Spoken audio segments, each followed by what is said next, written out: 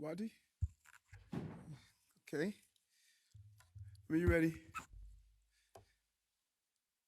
Good afternoon, New York City. Today, I hold hearings for 3 bills that help prevent opioid overdoses in nightlife venues, that would help reduce the flow of illegal firearms into New York City, and that designate Times Square as a zone where it is unlawful to carry firearms. 3 important bills that are addressing real issues and crises that are unfolding in our city. The opioid crisis has been inflicting pain and heartache on New York City for far too long. We have lost too many New Yorkers to overdoses.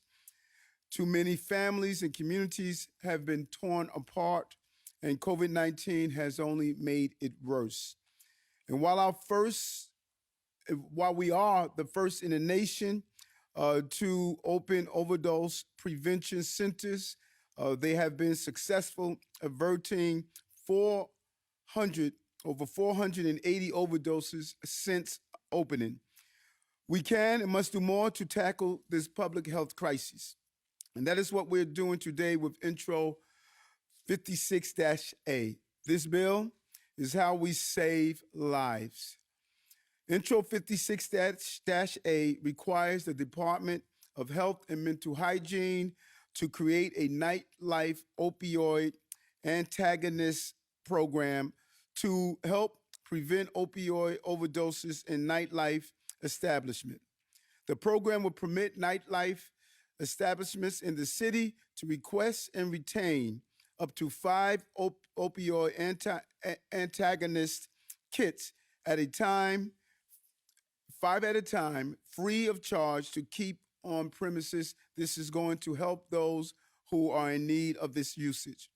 New York City is not just a place that's tackling opioid cases. We are working hard to end gun violence and stop the scourge of illegal guns in our city. Gun violence is a national nightmare haunting America every day. It isn't just a big city problem or a small city problem. It is an American problem. And illegal guns are feeding the river of violence, something that I talk about all the time. We have to dam every river. And here in New York, we're going to do just that, dam every river. And today, we continue to fight against the flow of illegal guns onto our streets. Intro 518 requires the Mayor's Office of Criminal Justice, MOCJ, to coordinate with the New York City Police Department to conduct a study on reducing the flow of firearms into the city and issue a report December 1st, 2022, and annually on the trafficking of illegal firearms into New York City. We cannot fix what we don't continue to identify and report in a real way. And finally, we turn to Intro 602. Earlier this year, the Supreme Court overturned New York's longstanding gun license requirements. Taking aim at the safety of New Yorkers, the decision came down less than 6 weeks after 10 New Yorkers were shot and killed inside a Buffalo's supermarket. Here in New York, a place known with freedom, openness, and diversity, we will defend ourselves against these threats to our safety. Thanks to Governor Hochul and the state lawmakers, new restrictions on carrying of concealed weapons in sensitive locations are now in place. And today we are enshrining those restrictions into city law, protecting New Yorkers, tourists, and all who visit our city. The safety and security of 8.8 million people is my primary responsibility. And working with City Council, we have continued to make it New York's #1 priority, and I cannot thank them enough.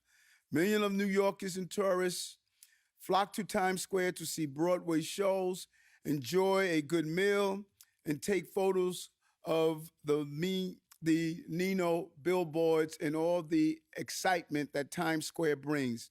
So Intro 602 amends the administrative code of the City of New York to identify Times Square as a sensitive location zone where it is unlawful to carry firearms. Licensed gun carriers, others may not enter sensitive location zones with a gun unless otherwise specifically authorized by law. So I want to thank Speaker Adrian Adams, Councilmember Osei, and Councilmember Abreu for allowing and partnering with us to get these bills done, save lives through the opioid crisis and gun violence. At this time, I want to invite the public to comment on these three bills.